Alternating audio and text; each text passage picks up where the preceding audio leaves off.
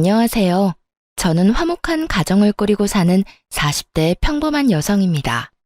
이렇게 평범하게 굴곡 없이 살아온 제가 글을 쓰게 된 이유는 얼마 전에 있었던 시댁과의 일 때문이에요. 혹시 여러분들은 살아가면서 무언가에 미치도록 열중한 적 있으신가요? 저는 결혼 전에는 향수를 그렇게 많이 모았었어요. 비싸고 싼 거 가리지 않고 그 향수를 쓰지도 않을 거면서 병을 모으기도 했죠. 그것도 결혼을 하면서 다 내려놓게 됐지만요. 애가 생기고서는 애 후각에 영향이 미칠까봐 쓰지도 않게 되더라고요. 게다가 괜히 사치를 부리는 것 같아서 그만두게 된 것도 있죠. 무언가에 미치도록 열중하는 것이 나쁘지만은 않다는 걸 다들 아실 거예요. 어느 정도의 선만 지킨다면 말이죠. 하지만 저희 시모는 선을 지키지 않는 사람이었어요. 시모는 좋게 말하면 열정적인 사람이었고 나쁘게 말하면 정도를 모르는 사람이었어요. 제가 시모를 처음 만난 건 상견례 때였어요. 자기야, 그 여자랑 길게 말 섞지 마. 내가 다 알아서 할게. 그리고 장인어른 장모님한테도 그 여자가 무례하게 해도 이해해달라고 좀 전해드려. 솔직하게 말해서 이렇게 연락이 될지 몰랐거든. 10년 넘게 연락도 없다가 갑자기 연락이 와서는 자기 어머니를 그 여자라고 부르는 남편의 모습에서 시모의 모습이 저절로 그려지더군요.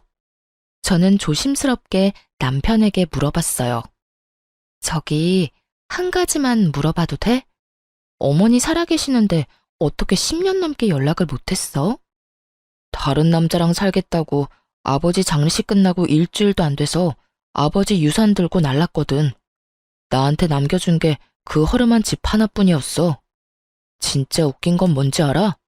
우리 아버지 그 여자랑 이혼하려고 소송 준비 중이었는데 그 사이에 돌아가시는 바람에 유산이 그 여자에게도 넘어갔다는 거지. 아버지 통장에 있는 돈 다 들고 홀라당 집 나가버리는 바람에 나 혼자 남아서 아버지 돌아가신 거 정리하고 대학 등록금 마련하느라 정말 개고생한 거 생각하면 그러니까 그 여자가 혹시라도 너한테 무슨 수작이라도 걸면 무조건 나한테 돌려. 나한테 꼭 물어보고 꼭 허락받아야 한다고. 알았지? 남편은 시모를 어머니라고도 부르지 않더군요. 그저 그 여자라고만 불렀어요. 남편 말을 들으니 남편이 고생한 모습이 그려지더군요. 그만큼 남편은 굉장히 신경이 곤두서 있는 모습이었어요. 생전 처음 보는 모습이었죠. 남편과 저는 한 번도 싸운 적도 없었고 항상 화기애애했기에 남편이 저렇게 화내는 모습도 그날 처음 봤었어요. 그래서 얼떨떨한 표정으로 응 하고 대답할 수밖에 없었죠. 처음 만나는 시모는 평범한 사람은 절대 아니었어요. 저희 부모님의 눈에도 경악의 빛이 떠오를 만큼요. 새빨간 립스틱에 짙은 화장, 짧은 치마와 비치는 블라우스까지. 당시 60대 시모가 상견례를 위해 온 모습은 정말 충격 그 자체였어요. 시모의 모습을 바라보던 남편이 손바닥으로 두 눈을 아예 가려버리는 걸 보니 남편도 이 정도까지라는 건 몰랐던 것 같더군요. 상견례 분위기는 정말로 어색하고 냉랭했고 그 가운데는 남편과 시모가 있었죠. 남편은 시종일관 시모에게 무뚝뚝하고 사무적인 태도로 대했어요. 그리고 저희 부모님을 먼저 보낸 뒤 세 사람이 남아있자 남편이 드디어 본론을 이야기하더군요. 갑자기 왜 제 결혼식에 간섭이세요? 여태껏 연락 없다가 갑자기 제가 결혼한다니까 이제 와서 부모 행세 해보겠다는 거예요? 넌 어쩜 그렇게 차가워? 결혼식이 얼마나 큰일인데 너 혼자 이렇게 일을 처리해. 이런 일은 다 경험 많은 어른들이 같이 해야 해. 그리고 네 아버지가 돌아가신 거지 네 엄마인 나는 멀쩡하잖니? 멀쩡한 엄마를 두고 왜 혼주석에 다른 사람을 앉히려는 거냐? 그건 가족일 때나 해당되는 말이죠. 당신이랑 제가 가족인가요? 아버지 돌아가시고 다른 남자랑 살겠다고 떠나신 건 당신이잖아요. 그리고 저 대학 때 도움 준 사람도 당신이 아니라 큰아버지셨어요. 그거 가지고 아직도 꽁에 있었니? 너도 성인이었고 아버지도 죽었는데 내가 다른 남자 찾아가는 게 뭐가 그렇게 문제야? 대학교 1학년도 성인이긴 하죠. 어머니가 아버지 돈 다 들고 날라서 야간에 일하면서 대학 졸업했어요. 그리고 큰아버지가 제게 대학 등록금 지원 안 해줬으면 그 졸업도 못할 뻔했고요. 그건 나한테 남겨진 정당한 몫이었어. 그래서 내가 너한테는 집 남겨줬잖니. 그 낡고 허름한 집이요? 그걸로 뭘 할 수 있는데요. 당장 돈이 없었는데.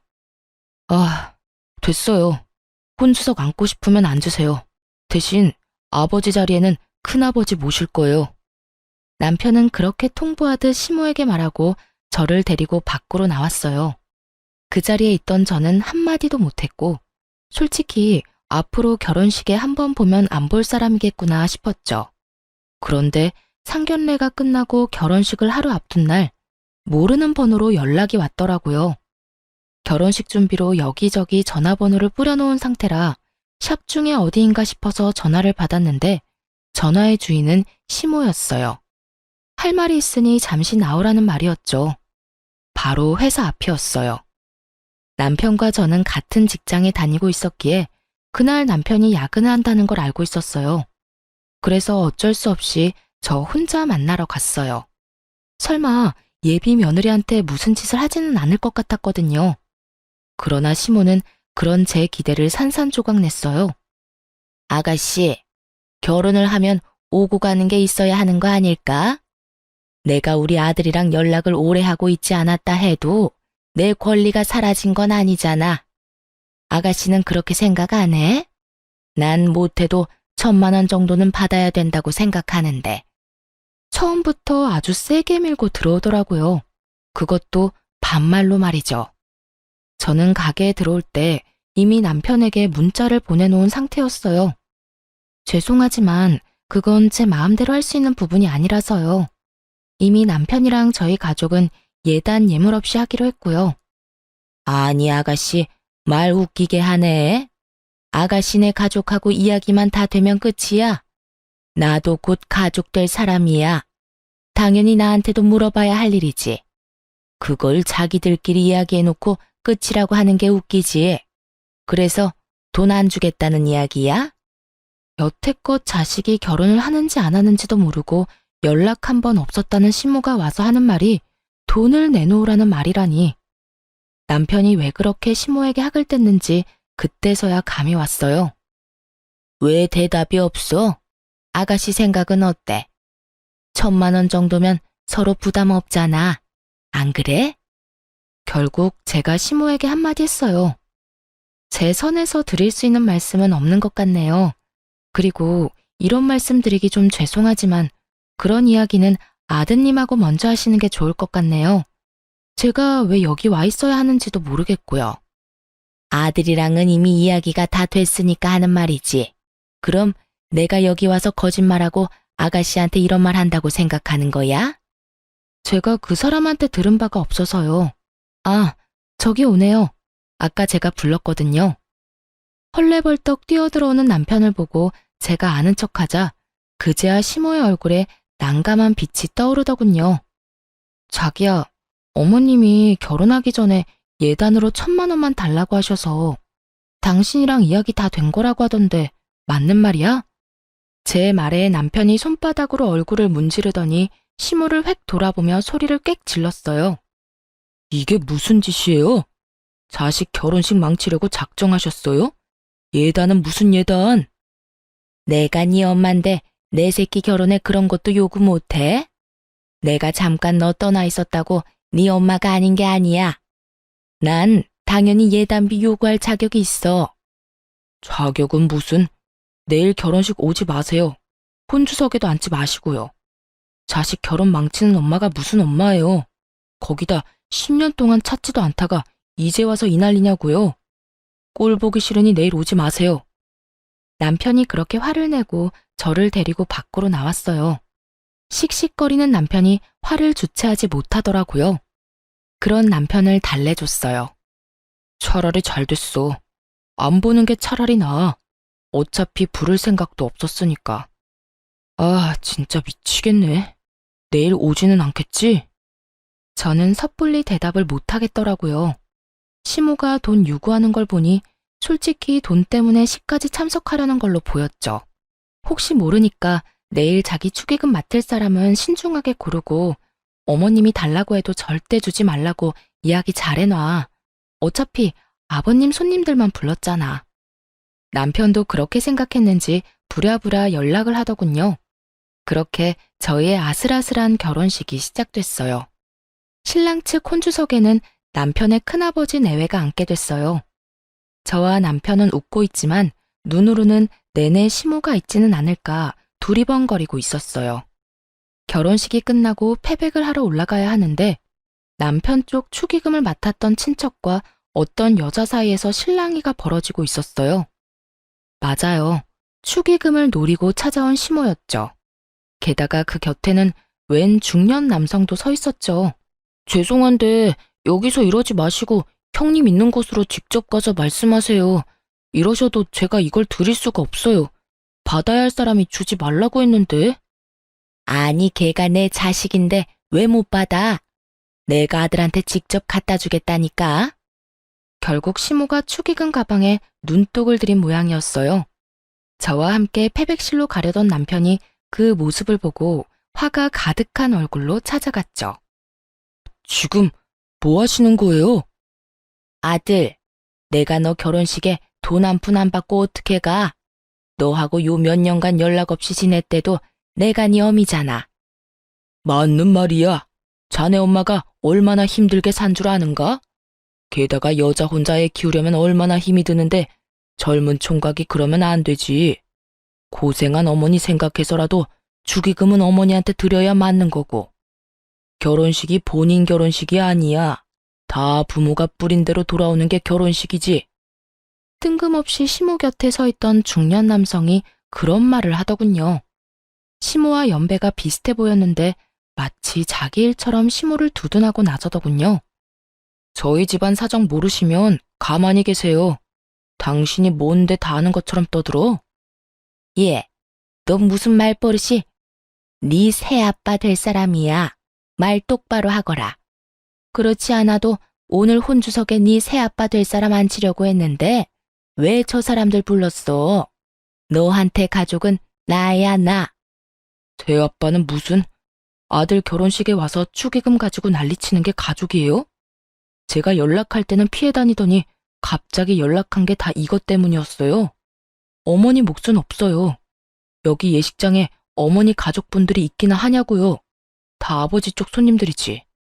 돈 한 푼도 못 주니까 당장 나가요. 화를 내는 남편 말에 시모가 움찔하더니 자신이 데려온 남자의 눈치를 빤히 보더군요. 남자는 이내 얼굴이 일그러지더니 시모에게 소리쳤어요. 여기 오면 돈이 있다며?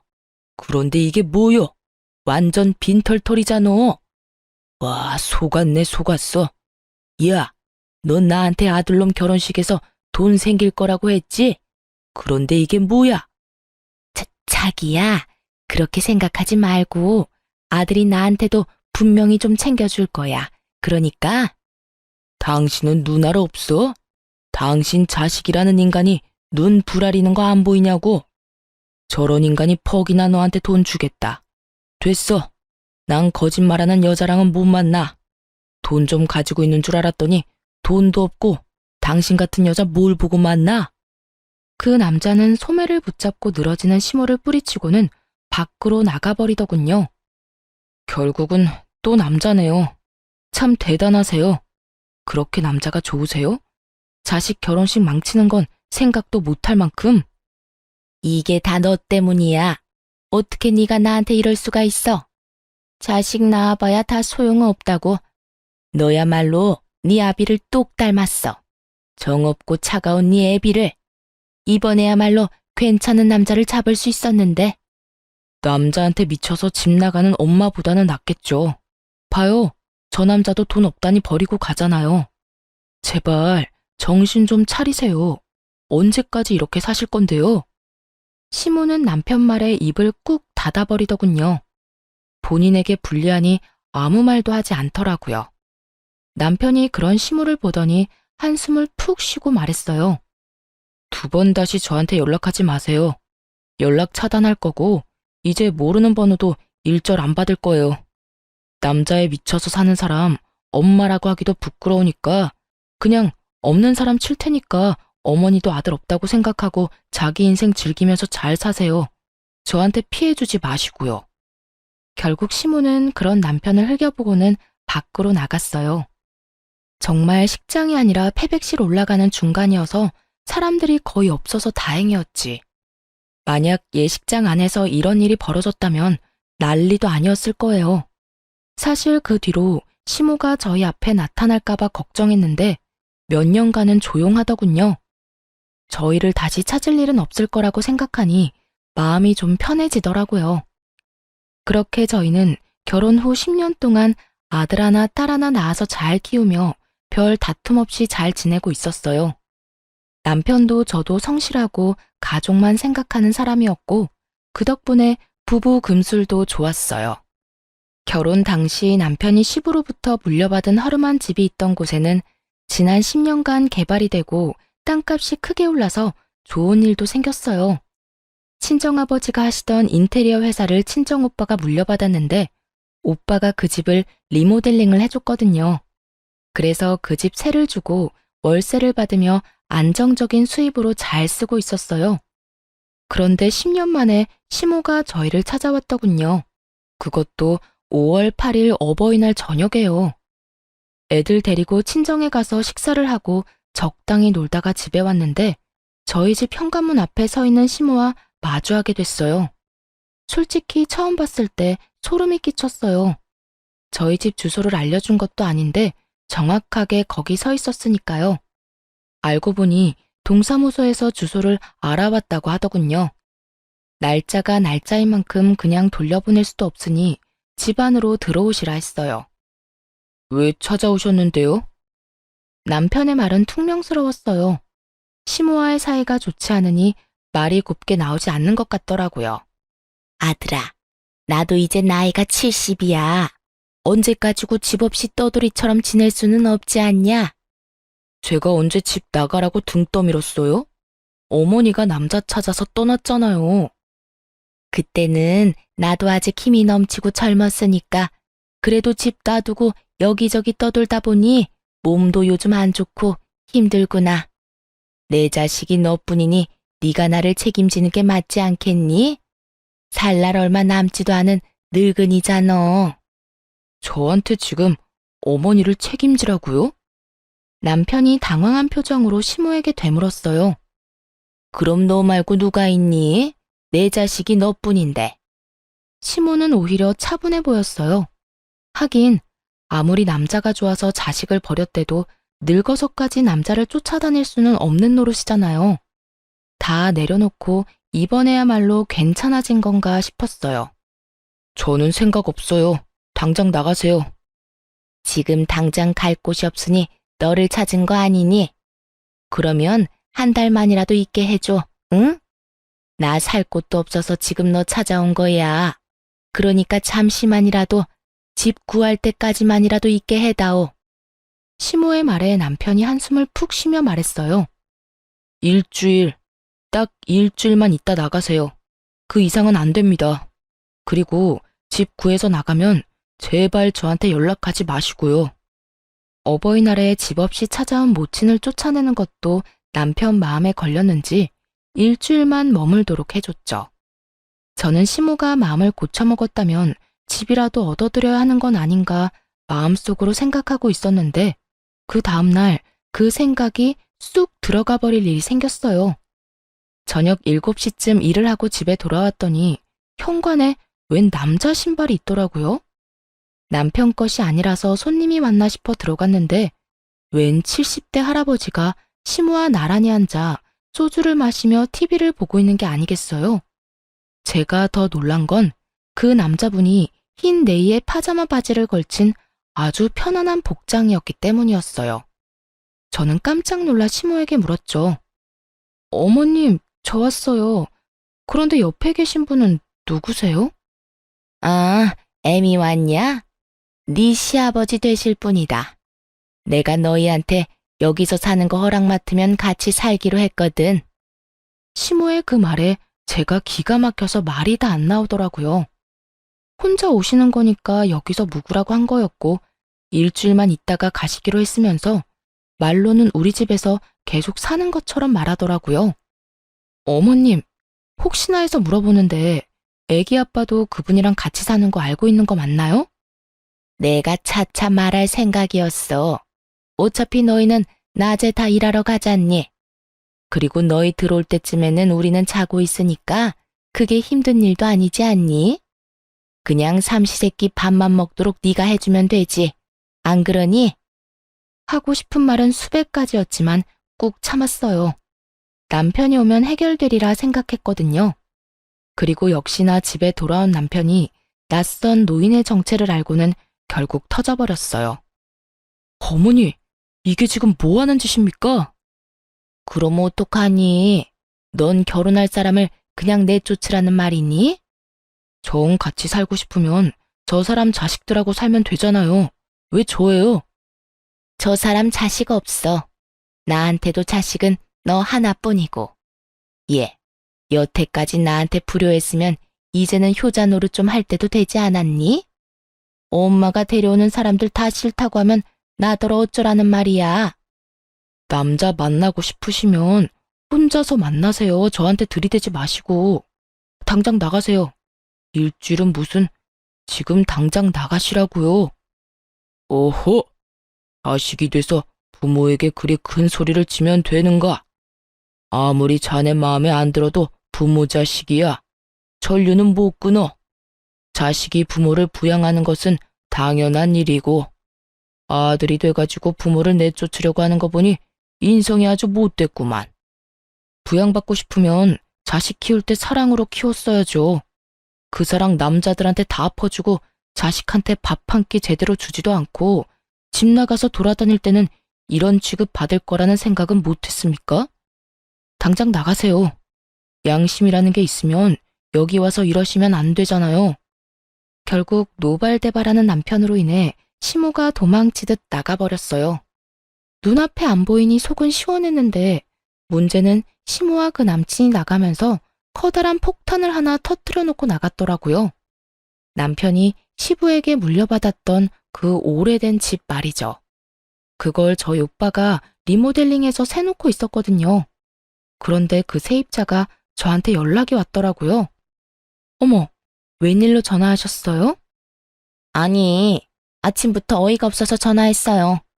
웬 늙은 남자가 와서는 자기 와이프 집이라면서 월세를 자기한테 달라고 엄청 우기더라고요. 가족관계 증명서에 주민등록증까지 가져와서는 진짜라고 우겨대는데 제가 집주인이랑 같이 오라고 했더니 난리를 피우면서 돈부터 내놓으라고 소리를 지르는데 안 주면 집 안으로 들어올 것처럼 행패를 부려서 일단 한 달치 월세는 줬는데 이게 다 무슨 일이에요? 그 사람들 뭐 하는 사람들이에요? 전화를 듣고 경악을 금치 못했어요. 옛 시부집에 대해 관심이 많은 건 알았지만 그곳에 살고 있는 세입자를 협박해서 월세를 뜯어내려고 했을 줄이야. 게다가 그 모든 일을 시모가 직접 한 것도 아니라 시모의 남친이 했다는 말에 더 믿을 수가 없었죠. 상상 이상의 민폐와 행패에 저는 남편에게 당장 연락했죠. 제가 알아서 할 수 있는 선이 아니었으니까요. 그렇지만 남편만 내내 이렇게 시모에게 시달리고 있다고 생각하니 슬슬 저도 열이 받더군요. 남편이 결국 세입자에 가서 사실 여부를 확인하고 시모에게 전화해 만나자고 했어요. 집을 나갔던 시모는 남편의 잠깐 보자는 말을 다시 집에서 모시겠다는 말로 들은 건지 아주 당당하고 속 편한 얼굴로 왔더군요. 그리고 시모의 남자친구도 같이 왔고요. 남편은 딱 한마디 했어요. 월세 내놓으세요. 남편 말에 시모도 시모 남친도 아무 말 안 하고 모르쇠로 일관하더군요. 열이 받은 남편이 시모에게 한마디 더 던졌어요. 어머니의 몇 번째 남자인지는 모르겠는데 저 남자가 돌아가신 아버지 집에서 나오는 월세가 갖고 싶대요? 지금 어머니랑 저 남자가 무슨 짓 하신 건지는 알아요? 사기친 거예요, 사기. 그리고 저희 세입자 협박하신 거고요. 아, 이번 한 번만입니다. 이번 일 없던 걸로 해줄게요. 그리고 저도 월세는 받은 걸로 칠 테니까 저 남자랑 헤어지세요. 딱 그거 하나면 월세 가져가신 걸로 뭐라 하진 않을게요. 최대한 양보할 만큼 양보한 남편이 시모에게 타협안을 던졌지만 돌아온 시모의 대답은 기대하던 것과는 전혀 달랐어요. 너 어떻게 그런 말 할 수가 있어? 내가 못 바랄 걸 바랬니? 이 집도 원래라면 나한테도 권한이 있는 집인데. 그리고 이 사람 네 아버지 될 사람이라고 몇 번을 말해? 제 아버지가 될 사람이 아니라 어머니 남편이 될 사람이겠죠. 저한테는 아버지 한 분뿐이세요. 도대체가 저 남자랑 헤어지는 게 그렇게 싫으세요? 어머니한테 나쁜 일만 시키고 있는 사람인데 뭐가 그렇게 좋으신데요? 어차피 저 찾아오신 거 이제 연로하시니까 기댈 곳이 있어서 찾아온 것 같은데 하나만 약속하면 어머니 원하는 대로 제가 부양하면서 살 수 있어요. 저 사람하고 헤어지고 2번 다시 남자 안 만나는 거면 제가 어머니 받아들일 수 있다니까요. 쉽잖아요. 그러니까 선택하세요. 만약 앞으로도 지금처럼 이상한 남자 만나서 제 재산이며 뭐며 다 빼돌리거나 장난질 칠 거면 제가 세상 사람들한테 모든 욕을 다 들어도 어머니 부양할 생각 없으니까 잘 생각하세요. 사실 시모가 찾아왔을 때 남편이 저와 상의했었거든요. 어머니 저대로 놔두면 분명히 나중에 더 큰 문제 일으킬 거라고. 그럴 바에는 그냥 자기 눈에 띄는 곳에 두는 게 낫지 않을까 하고 말이죠. 남편은 그래도 시모에 대한 미운 정이 남아 있더라고요. 저는 여태껏 일어난 일들이 남자 문제 때문인 것 같으니 남자를 만나지 않는다는 조건으로 모시는 건 괜찮을 것 같다고 이야기했고요. 그랬기에 남편이 부양에 대한 이야기를 꺼낸 거였어요. 그런데 남편의 그 말에 시모가 얼굴을 찡그리더라고요. 저는 솔직히 시모가 남편 말을 따를 거라고 생각했거든요. 이제 연세도 지긋하시니 남편이 얻어주는 집에서 여생을 여가 생활하며 보내는 것도 좋잖아요. 그런데 시모는 그런 생활을 바라지 않더라고요. 게다가 그 남자가 시모 옆구리를 툭툭 찌르며 귓속말로 뭐라고 하는 것 같더니 시모가 남편에게 그러더군요. 착각하지 마. 내가 너한테 연락한 것도 이 사람이 필요하다고 해서 연락한 거지. 너한테 기대려고 연락한 거 아니니까. 뭐가 좋다고 내가 너한테 굽실거려야 해? 내 인생 내가 살겠다는데. 넌 언제나 내 앞길을 막기만 하는데 뭐가 좋아서 너랑 같이 살아? 결국 아들 가슴에 대못을 다시 박아넣은 시모는 그런 남편의 얼굴을 힐끗 보고는 그 남자와 짐을 챙기더군요. 아들 없이는 살아도 남자 없이는 못 사는지 시모는 그대로 그 남자와 사라졌어요. 저는 너무 당황스러웠는데 남편 표정은 그럴 줄 알았다는 표정이더라고요. 어린 시절부터 몇 번이나 봐온 장면이라고 했죠. 그 이야기를 듣는 제가 더 민망할 정도였죠. 그리고 시모가 마지막에 했던 다음에 다시 연락하자는 말은 시모의 소송 예고 전화가 되어 돌아왔어요. 시부가 남편에게 남겨준 집에 대해 자기 지분을 주장하겠다며 남편에게 전화를 걸었더군요. 가족끼리 소송이라니. 정말 갈 때까지 간 것 같은 시모 모습에 남편도 더 이상 참지 못하더라고요. 그리고 저 또한 마찬가지였죠. 사실 남편이 가진 그 시부 집은 시부가 살아계실 때 이미 남편에게 증여가 됐고 그 뒤에 리모델링할 때 비용을 저와 친정에서 지불하는 대신 공동 명의로 하기로 했었거든요. 그러니 그 집의 명의는 현재 부부 2사람의 것이란 말이죠. 시모가 주장하고 싶었던 것은 그 집에 대한 유류분 반환 청구였던 것 같은데 이것마저도 인터넷으로 시모와 시모의 남자가 대충 알아본 걸로 소송을 걸려고 저희한테 반협박식으로 찔러본 거더라고요. 우리가 놀라서 뭔가를 해주면 좋고 안 해주더라도 소송에서 자신들이 이길 거라고 철석같이 믿었던 것 같아요. 그런데 변호사를 직접 찾아가 본 적이 없었는지 그게 성립 자체가 안 되는 줄은 모르고 있더라고요. 시모가 시부 현금 재산을 다 가져갔잖아요. 당시 시골이나 다름없던 허름한 집의 공시지가는 그 현금의 반의 반도 안 됐고요. 시모가 가져간 돈에는 시부의 사망보험금의 예금과 적금이 모조리 다 들어가 있어서 자그마치 2억이 넘었거든요. 시모가 가져간 돈이 법적으로 따졌을 때 원래 시모가 유산으로 가져야 했던 돈보다 많았기에 소송 자체가 해당이 안 되는 거였어요. 게다가 문제의 시부집은 시부 사망 전에 이미 남편에게 증여가 되어 있었고요. 내내 밖으로 남자나 만나고 돌아다니던 시모가 그걸 알 리가 없었죠. 그리고 남편은 시모의 남자를 사기죄로 경찰에 신고했어요. 세입자한테 한 달치 월세를 협박해서 받아먹었으니까요. 결국 시모의 남자친구가 경찰 조사를 받게 됐죠. 본인들의 소송은 아예 성립이 안 되는 걸 알게 된 데다가 시모의 남자가 경찰 조사를 받는 일이 생기니 전화통이 불나게 울리더군요. 전화를 받지 않으니 집으로 찾아오더라고요. 그때 남편이 없었는데 결국 시모의 분노를 제가 다 받게 됐죠. 야, 네가 우리 아들 네 입맛대로 만드는 거지? 애가 착해서 나한테 싫다는 소리 한 번을 안 했는데 너랑 결혼한다고 했을 때부터 나를 업신여기고 내 말에 톡까지 달고 말도 아니야. 네가 그랬지?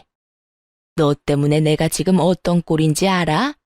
그때 결혼식 때 만나던 남자도 축의금 좀 나눠줬으면 헤어질 일도 없었어. 이번에도 마찬가지야. 네가 뭔데 우리 남편 집에 공동명의로 되어 있어? 우리 아들 꼬드겨서 해달라고 한 거지, 이 나쁜 거사. 왜 저한테 화를 내세요? 그렇게 말하면 어머님이 만나던 남자들이 이상한 거죠. 그리고 공동명의도 왜 그렇게 했는지 모르시나 본데 그 집 리모델링 돈 안 받고 해준 게 저희 집이에요. 월세 받을 목적으로 그렇게 했고 대신 공동명의 해달라고 한 거고요. 그 월세 가지고 싶으시면 리모델링에 든 비용 지금 주실래요? 아니면 그 집 돈 주고 사서 월세 가져가시면 되죠. 그리고 아버님 돌아가시면서 집에 있는 돈 다 가져가는 바람에 남편이 큰아버지 댁에 신세를 많이 졌다는데 아들한테 남겨주신 것도 없으면서 그것마저 그렇게 빼앗아 가고 싶으세요? 네가 뭔데 나한테 그딴 말 짓거려? 네가 뭘 안다고? 가만 보니 집안에 여자가 잘못 들어와서 이 사단이 난 거야. 네가 우리 아들을 이리저리 조종하고 있는 게 틀림없어. 네가 우리 아들이랑 헤어지면 아들도 나를 다시 받아주겠지. 참 당황스러운 논리를 펼치는데 답이 없더라고요. 그냥 이렇게 말다툼하는 것도 다 소용없다는 생각이 들었어요. 그리고 그때 남편이 집에 들어왔어요. 예, 너 결혼 잘못한 것 같다. 너 나한테 그렇게 못되게 군 거 다 전현 때문이지? 당장 헤어져라. 어디 가운데서 모자 관계를 이간질시키고 있어? 남편은 시모 말에 더 이상 참을 생각 없는지 정색하며 말하더군요. 어머니가 무슨 권리로 제 결혼에 그런 말 하세요? 어머니가 만나는 그 망나니 같은 남자들부터 어떻게 좀 하세요. 너 설마 지금 내 탓하니? 그리고 그 사람이 뭘 그렇게 잘못했는데? 너랑 내가 가족인데 당연히 월세 대신 받아줄 수도 있지. 너는 나보다 그깟 월세가 더 중요하니? 그 사람이 네 아버지 될 사람이라고 이야기했는데도 꼭 그렇게 신고를 해야겠어? 그 말에 남편도 저도 어이가 없어서 순간 말문이 턱 막히더라고요.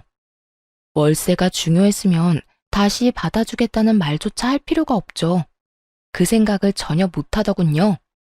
새삼스레 저 여자가 제가 생각했던 상식의 범주를 넘어섰다는 걸 깨닫게 됐어요. 남편이 그렇게 학을 떼고 싫어하는 이유를 정확하게 알게 됐죠. 자식을 앞에 두고 새로운 남자만 뒤쫓는 시모 모습을 보니 저 사람에게 모성이라는 게 있긴 한가 싶을 정도였어요. 남편이 한 발짝 양보해 주려고 했지만 그 양보마저 발로 차버리고는 만난 지 얼마 되지도 않는 그 사기꾼 같은 남자를 열심히 두둔하고 있는 시모의 모습을 보며 저도 고개를 절레절레 저었어요. 내가 너희 두 사람 때문에 지금 어떤 꼴인지 알기나 해? 그 사람 이번에야말로 나 죽기 전까지 만날 사람이라고 생각했는데 너 때문에 헤어지게 생겼어. 어떻게 책임질 거야? 네가 내 인생 다 망쳐놨잖아. 어머니 인생 망친 건 어머니 자신입니다. 나쁜 짓을 하면 벌을 받는 게 당연하다는 것도 모르세요? 그리고 그런 인간이랑 죽을 때까지 살고 싶은 게 평생 소원이셨어요? 그럼 알겠어요. 그 사람 만나러 가세요.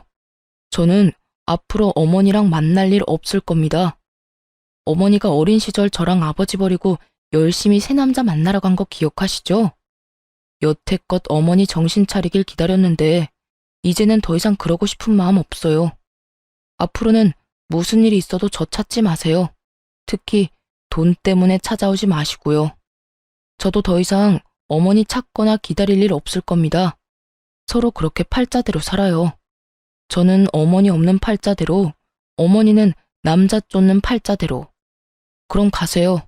안 나갑니다.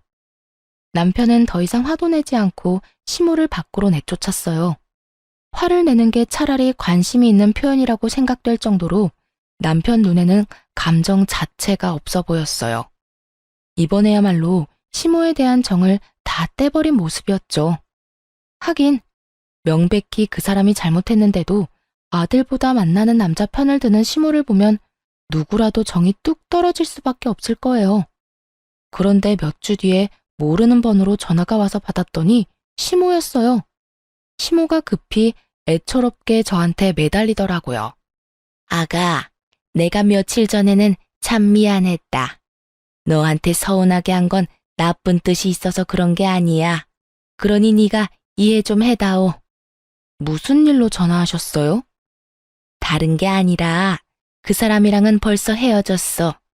그런데 헤어지고 나니 이제 갈 곳이 없어서 가진 돈도 그 사람한테 다 뺏기고 같이 살던 집도 그 사람이 집 보증금 챙겨서 도망가는 바람에 갈 곳조차 없어. 그러니까 네가 우리 아들 설득 좀 해다오. 나 좀 받아주라고. 그때 나한테 남자 안 만나면 받아준다고 했으니까 네가 잘 좀 이야기해줘봐. 아들이 나한테 실망한 거 충분히 이해해. 그러니 앞으로는 조용히 쥐 죽은 듯 살 테니 한 번만 나 좀 받아달라고 전해줘. 응? 내일이 부탁하마. 매섭게 난리치던 시모가 한순간에 안면몰수하고 이런 요구를 하는 것도 솔직히 받아들이기 어려울 만큼 화가 났죠. 받아주겠다고 했을 때 그냥 받아들였으면 모두에게 편안하고 다행스러울 일이었을 텐데 남자가 좋아서 결국 남자 따라간 사람이 이제와 후회한다고 해봐야 설득력이 떨어지기도 했고요. 분명히 조금이라도 먹고 살만하면 다른 남자를 쫓아갈 가능성도 충분해 보였거든요. 참 대단하시네요. 남자 쫓아서 가실 때는 언제고 또 본인 힘들 때 아들 찾는 거 보니까 제가 더 민망하네요. 아들이 안 받아줄 것 같아서 저한테 연락하신 것 같은데 전 제 남편 생각에 따를 뿐이에요. 얼마 전에도 남편과 이야기했지만 어머니를 받아들일 생각도 없고요. 너희 너무하는구나. 내가 불쌍하지도 않아? 늙어서 고생하는 시어머니 건사하는 게 그렇게나 힘든 일이냐고. 그러면 자식 상대로 소송할 때는 무슨 마음이셨는데요? 부모라는 이유로 받는 걸 당연하게 생각하지 마세요. 남편이 어머님한테 받은 게 상처밖에 없는데 이제 와서 어머니 모시고 살라고 하면 남편이 좋아할 거라고 생각한 거예요? 그러니까 저희 남편이 한 발 양보했을 때 그냥 저희하고 같이 있었으면 이런 일도 없었잖아요.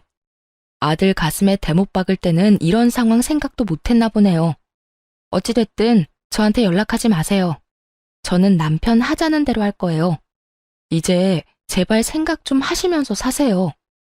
그렇게 대화를 끝냈는데 그날 저녁 바로 시모가 남편에게 연락을 해왔더라고요. 급하기는 급했나 봐요. 이야기를 들어보니 아예 수중에 돈이 하나도 없는 모양이더라고요. 그러니 부랴부랴 저희 남편에게 와서 매달리더라고요. 아들아, 제발 한 번만 봐주렴. 이 엄마가 이제라도 너랑 돈독하게 화목하게 살고 싶어서 그래. 내가 정말로 잘못했다. 그 사람이 그렇게 나쁜 사람인지 몰랐어. 앞으로는 그런 사람 만날 일 없을 거야. 마음씨 좋은 사람만 만날 테니 제발 나 한 번만 용서하고 너희 집에서 지낼 수 있게 해다오. 함께 지내는 게 싫으면 보증금만이라도 좀 빌려줘. 응? 남자를 만나지 않겠다는 말은 끝까지 안 하더라고요. 다음부터는 마음씨 좋은 사람을 만나겠다는 말에 남편은 더 허탈했던 것 같아요. 연락하지 말라고 했죠. 남자 찾아다닐 생각하지 마시고 그 힘으로 먹고 살 궁리하시면 어떻게든 사실 수 있을 거예요. 아버지하고 같이 살 때도 남자 때문에 몇 번이고 말썽 부렸으면 됐잖아요. 그거 이번에는 자식한테까지 말썽 부리고 싶으세요? 두 번 다시 어머니 그 말에 안 속을 거예요. 제가 보고 싶을 리가 없죠. 어쩐지 이상하다 싶었네요. 한 번도 연락 없던 어머니가 2번씩이나 연락하다니. 그것도 모르고 착각할 뻔했어요. 이제야 어머니가 제정신이 들었다고 말이죠. 먼저 연락한 그 2번 다 사귀던 남자들한테 돈 주려고 그런 거라는 걸 알고 나니 이제 저도 미련 같은 건 없어졌어요. 그리고 저는 다른 것보다 우리 애들이 어머니 보고 나쁜 거 배울까봐 걱정이에요. 다 늙어서까지 남자 뒤만 쫓아다니면서 자식 내팽개친 할머니, 교육적으로 너무 나쁘다고 생각하거든요. 그러니까 제발 저한테 다시는 연락하지 마세요. 애들 보기 부끄러우니까. 내가 부끄럽다고? 너 정말 그렇게 생각하는 거니? 내가 우리 손주들 보기 부끄럽다고 생각하는 거야? 난 그냥 내 인생 내가 산 것뿐이야. 네가 뭔데 나를 부끄럽다고 말하는 거야?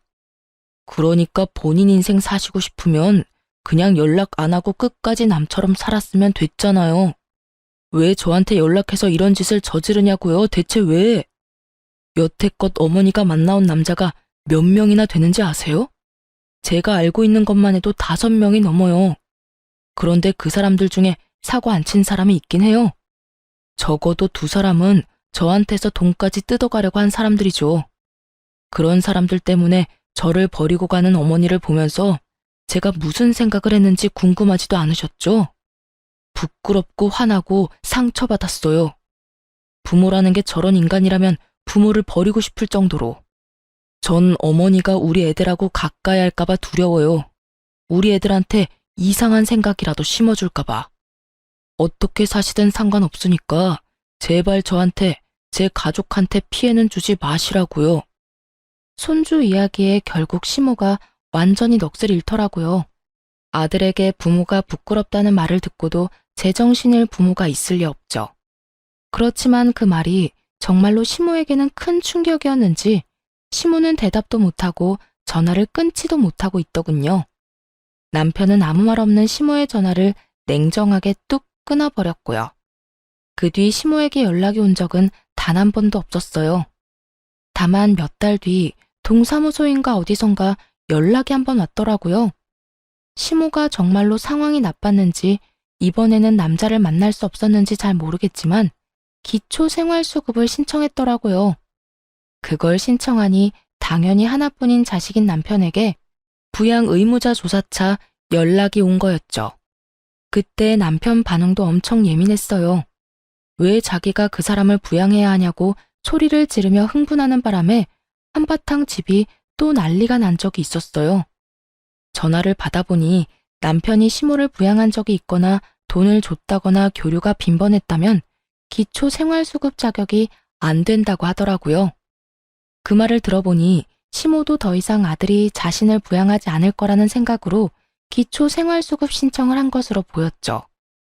결국 우리가 부양을 기피하는 이유를 증거까지 수집해서 부양 기피 사유서까지 써야 했어요. 천륜을 끊을 수 없다고 하지만 이 정도로 남편의 마음에 두고두고 상처를 낸 시모를 보니 남편이 시모를 끊어내는 것도 당연하구나 싶었어요.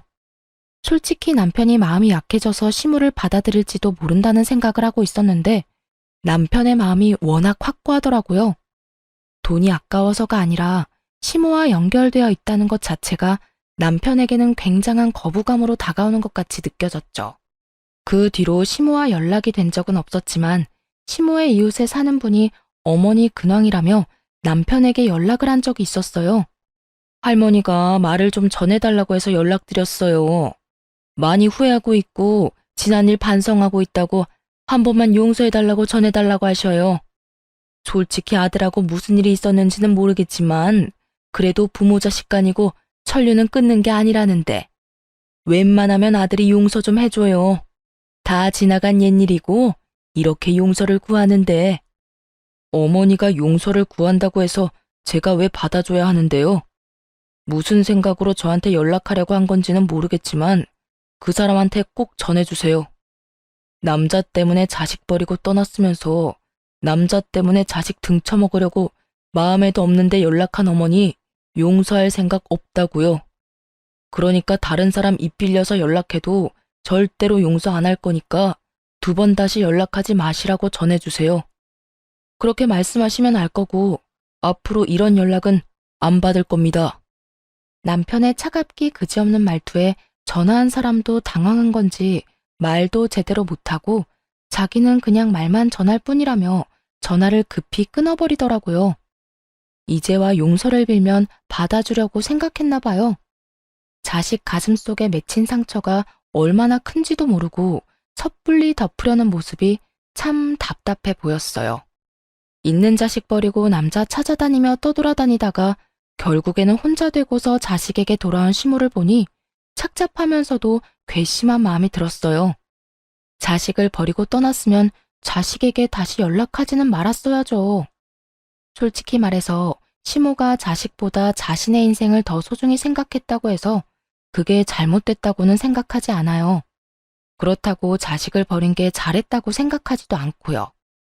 사람들의 가치관과 생각은 모두 다르니까 어떤 선택이든 할 수 있다고 그렇게 생각하거든요.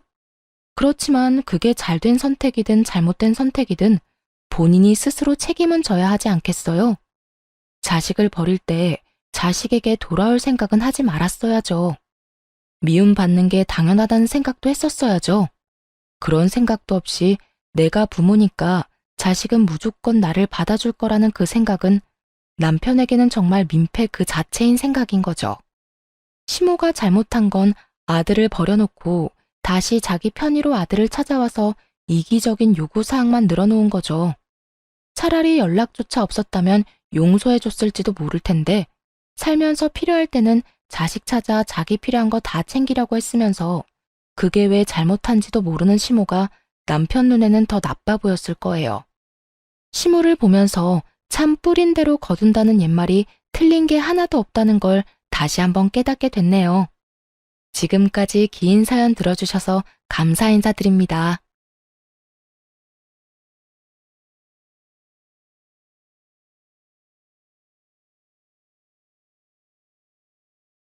안녕하세요. 저는 시자라면 치가 떨릴 만큼 시집살이를 당하고 끝내 이혼을 하게 된 30대 후반의 여자입니다.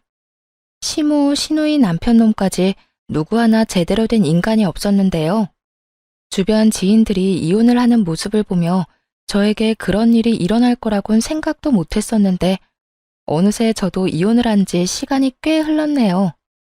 시간이 흐르면 그 기억도 흐려지고 감정도 흐려지기 마련인데 아직도 그 인간들만 생각하면 치가 떨리는 것을 보니 그 인간들이 저에게 참 대단한 짓을 했구나 싶네요. 그 인간들도 처음부터 그런 인간들은 아니었어요. 시누이 한 명이 문제라면 문제랄까요? 저와 남편은 지인의 소개로 만나 연애를 시작했고 2년 남짓 연애를 하고 결혼 2년 차가 되던 해부터 본격적인 문제가 생겨나기 시작했습니다. 저희에겐 아직 아이는 없었고 남편도 저도 임신 계획이 없는 상황이었어요. 양가에서 임신을 종용하는 분위기는 아니었기에 저희는 저희만의 결혼 생활을 즐기며 살고 있었죠. 가끔 남편의 누나, 그러니까 시누이가 시비를 걸긴 했지만 참을만 했기에 별 대수롭지 않게 여기며 지냈는데 결혼 2년 차부터 본격적인 시비가 시작되더군요. 시누이는 그 당시까지도 결혼을 하지 않은 노처녀였는데 노처녀 히스테리를 부리는 것도 아니고 저희가 결혼할 때부터 입이 나와 있다 싶더니 사사건건 저에게 시비를 걸어오는 덕에 짜증이 치솟아 오른 것이 한두 번이 아니었습니다. 올케, 표정이 왜 그래? 무슨 일 있어? 아무 일도 없는데요. 왜요? 제 표정이 이상해요, 형님? 엄청 어두워 보여. 혹시 시대고기 싫어서 내 동생이랑 싸웠어? 그래서 표정이 어두운 거야? 설마 했더니 시누이의 질문은 걱정이 아닌 시비였고 이런 것쯤이야 익숙했기에 저도 대수롭지 않게 시누이의 말을 받아쳤어요. 설마요. 오기 싫어서 싸울 정도면 애초에 온다고 말도 안 했죠. 형님도 알다시피 오늘도 제가 온다고 먼저 연락했던걸요? 그래? 표정이 너무 어두워서 혹시나 해서 물어봤어. 아니면 됐고. 오느라 고생했어. 얼른 손 씻고 와. 밥 먹어야지. 이렇듯 아니면 됐고라는 말을 남발하며 은근슬쩍 저에게 시비를 걸어오는 건 만나면 하는 인사와도 같은 것이 되었죠. 하지만 좋은 게 좋은 거라고 될 수 있으면 진짜 다툼으로 번지지 않게 참으려고 노력했어요. 이런 시비들이 있긴 했지만 선을 과하게 넘기진 않았기에 저도 참을 수 있었던 것이었죠. 한마디로 그때까진 참을만 했으니 참고 있었던 것이었어요. 그렇게 인고의 시간을 보내던 어느 날 시부의 생일이 다가왔어요. 친정 시댁 할 것 없이 늘 밖에서 모시고 계셨던 터라 그 해도 당연히 외식을 할 것이라고 생각했죠. 외식을 한다고 해도 전날이나 아침엔 집에서 끓인 미역국 정도는 가져다 드리고 있었고 외식을 하자고 먼저 이야기 꺼낸 것도 부모님들이었기에 그렇게 부족하다고 생각한 적이 없었는데 신우이의 생각은 그게 아니었나 보더군요. 신우이는 갑자기 시부의 생일을 집에서 모셔야 한다고 난리를 부리기 시작했어요. 심지어 평일이었던 시부의 생일을 앞당겨 주말에 하는 것도 아니고 꼭 당일에 해야 한다고 우겨대는 것이 아니겠어요? 올케는 시집온 며느리가 어떻게 시부모님 생신상 한번 차려드리는 법이 없어? 올케 친정에선 그렇게 가르치디? 친정에서 그렇게 배운 게 아니라 어머님 말씀이 이때껏 단 한 번도 집에서 생신 챙긴 적이 없다고 외식하면 된다고 하셔서 그랬어요. 자식들도 한 번도 집에서 챙긴 적 없는 생신상 저 역시 할 필요 없다고 생각하기도 했고요. 뭐라고? 지금 그걸 말이라고 해? 자식이랑 며느리랑 같아? 며느리 도리는 다 해야 할 거 아니야? 형님, 그런 논리라면 며느리보단 자식이 더 나서서 생신상 차려드려야 하는 거 아닌가요? 자식들도 두 손 놓고 가만히 있는데 며느리인 제가 왜 나서야 하나요? 지금이라도 형님이 자식도리를 다 하는 게 어떨까요? 제 논리에 대꾸할 말이 사라진 신우이는 얼굴이 터질 듯이 붉어진다 싶더니 막무가내로 우기기 시작하더군요. 아, 다 모르겠고 이번엔 무조건 집에서 모실 거니까 그런 줄 알고 올케가 생신상 차려. 알겠어? 생신 전 주말 말고 생신날 저녁에 밥 먹을 거니까 그런 줄 알라고. 저 출근은 어쩌고요. 저도 회사 생활하는 거 알잖아요. 하루 빠져. 그러면 되잖아? 회사에서 그 정도 말빨도 없어? 그런 회사 못하러 다니니? 어찌되었든 난 말했어. 당일에 챙길 거라고. 그러니까 회사에 연차를 쓰든 회사를 그만두든 그건 알아서 하고 생신상이나 거하게 차려. 올케 실력 구경이나 좀 하자. 아, 나도 회사 반차 내고 도울 테니까 괜히 우리 동생까지 오라가라 시키지 말고. 시부 생신상 정도 차리는 거 하라면 할 수 있죠. 아니, 스스로도 차려드릴 마음도 있었어요.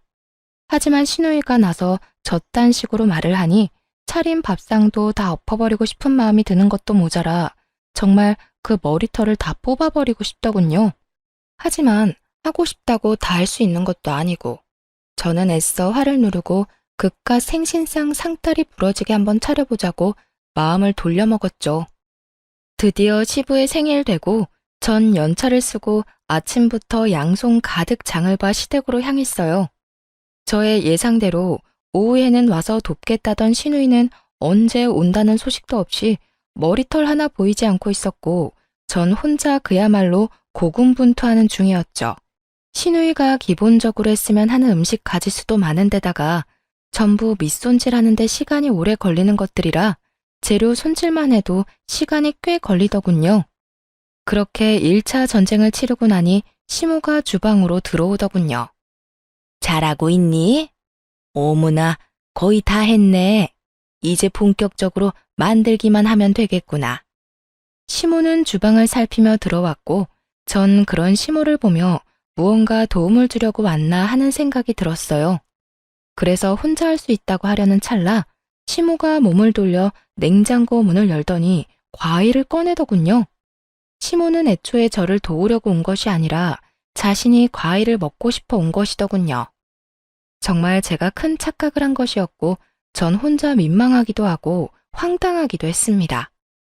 그렇게 시모는 꺼낸 과일을 씻고 있는데 때마침 신우이가 왔고 시모가 싱크대에 서 있는 모습을 보고서 제가 시모에게 일이라도 시켰다고 착각을 했는지 들고 있던 백을 제 머리에 던지더니 욕을 하기 시작했어요.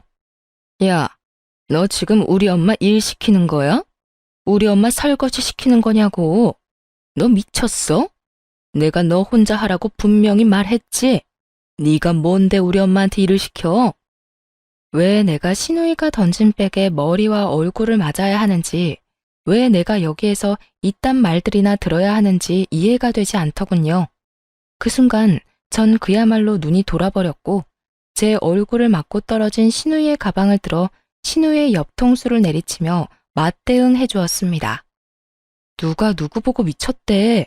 내가 미쳤으면 넌 제정신일 줄 알아? 내가 뭘 잘못했다고 이딴 취급을 당해야 해?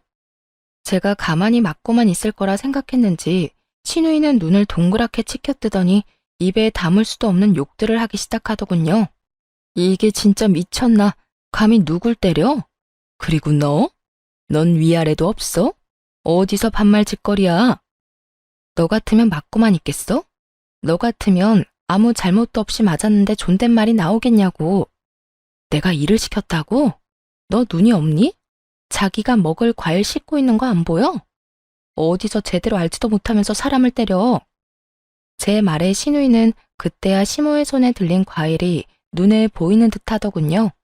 시모 역시 이게 다 무슨 상황이냐며 시누이에게 상황을 설명하고 나섰고요. 그래, 나 과일이 먹고 싶어서 씻고 있었어. 이때껏 아가 혼자 다 준비하고 있었고. 넌 잘 알지도 못하면서 갑자기 이게 다 뭐니? 대개 이런 말을 들으면 미안하다, 착각했다, 오해했다. 이런 말쯤은 해야 하지 않나요? 그런데 대단한 시누이는 그 상황에서도 제 탓으로 다 돌려버리더라고요.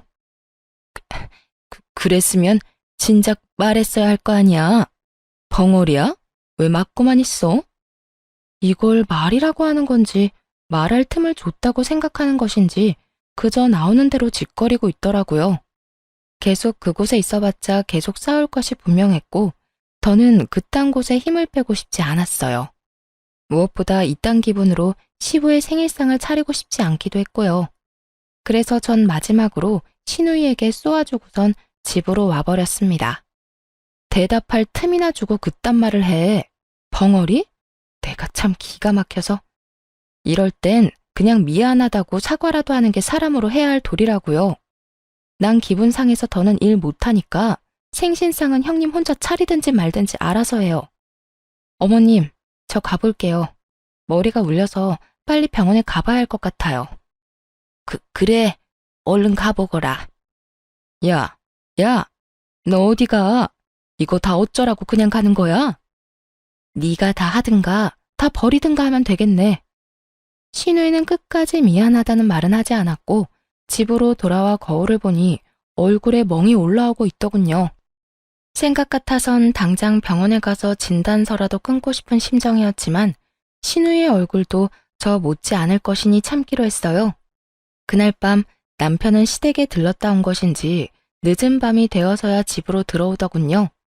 남편의 표정은 화가 나 있었는데 저에게 화를 내려다가 제 얼굴을 보고 놀란 눈으로 저를 보더군요. 그랬겠죠. 시누이는 다 제가 잘못한 것처럼 말하며 상처난 자기 얼굴을 보여줬을 것이고 그런 시누이의 말을 곧이곧대로 믿어버린 남편놈은 잔뜩 화가 난 채로 집으로 왔는데 제 얼굴에 커다란 멍이 있으니까요. 당신 얼굴이 왜... 당신도 맞았어? 누나한테 맞은 거야? 아니, 오늘 도대체 무슨 일이 있었길래 둘 다 얼굴이 이 모양인 거야? 형님이 아무 말 안 했어? 내가 진짜 기가 막혀서.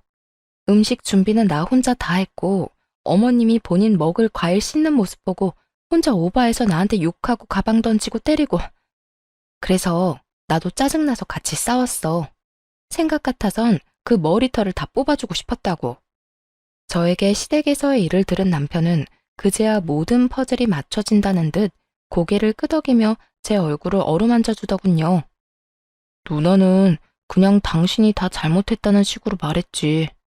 그렇지 않아도 들으면서도 이상하다 싶긴 했는데 누나가 너무 흥분 상태이기도 했고 얼굴도 워낙 엉망이라서 그런가 보다 했지. 아, 진짜 얼굴 어떡해. 많이 아팠겠다. 다른 데는? 다른 데는 다친 곳 없어? 병원은 안 가도 되는 거야? 지금이라도 병원 가자, 얼른.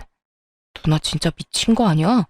아무리 그래도 얼굴을 이렇게 만들어 놓으면 어떡해. 참 웃긴 게 남편이 오기 전까지만 해도 몸이 떨릴 만큼 화가 난 상태였는데 남편이 와서 저렇듯 몇 마디 해주니 별것도 아닌 것처럼 느껴지더라고요. 화도 좀 가라앉는 기분이 들기도 하고요. 됐어. 당신도 봤으니까 알 거 아니야. 나도 한 성과라는 거. 처음엔 맞고만 있다가 도저히 못 참아서 당한 만큼 돌려줬으니까 화 안 내도 돼. 그리고 병원은 안 가도 될 것 같아. 얼굴만 이런 거라 그냥 멍 가라앉는 연고만 잘 바르면 괜찮을 것 같아. 그래? 그래도 혹시나 어디 안 좋으면 나한테 말해줘. 바로 병원 가게. 알겠지? 응. 그런데 여보, 나 한동안 형님하고 거리 두고 지내고 싶어. 마주치는 것도 싫고 말도 섞고 싶지 않아. 그래, 무슨 말인 줄 알았어. 나도 한동안 누나랑 거리 두고 지낼게. 그렇게 남편도 신우이와 적당히 거리를 두고 지내며 저에게도 신우이와의 만남을 강요한다거나 권하는 일은 없었어요. 그렇게 1년을 넘게 신우이와는 거의 마주치지 않고 지냈습니다. 명절 때는 하는 수 없이 마주치긴 했지만 시댁에 제사를 지내지 않던 터라 명절 당일에 잠시 가서 아침 식사만 하고 집으로 돌아오곤 했습니다. 하지만 그 잠시인 순간에도 신우이는 저에게 시비를 걸지 못해 안달이 난 사람처럼 굴곤 했죠. 한 집안의 하나뿐인 며느리가 시댁에 너무 무심한 거 아니야? 생전 시댁에 오지도 않고 어쩌다 오더라도 밥만 먹고 바로 사라지고 우리 아빠 엄마가 성격이 좋아서 그렇지 조금만 나쁜 사람들 같았으면 옳게 바로 이혼당했어. 알아? 이렇듯 고르고 골라 제가 기분 나빠할 말들을 해댔고 저 역시 몸싸움까지 한 마당에 참지 않고 그 즉시 신우이의 말에 대응하고 나섰죠. 그건 모르겠고 형님이 그날 일 여전히 저한테 사과 한마디 안 한 건 잘 알고 있네요. 저한테 이런저런 시비 걸기 전에 사과부터 하세요. 형님이 사과하면 예전처럼 시댁에 오는 일도 많아질 거고 밥만 먹고 사라지지 않고 여유롭게 시간 보내다 가지 않을까요? 내가 사과를 왜 해야 해? 올케도 그날 나 때렸잖아. 그러니 사과를 해도 올케가 먼저 해야지. 내가 손윗사람인 거 잊었어?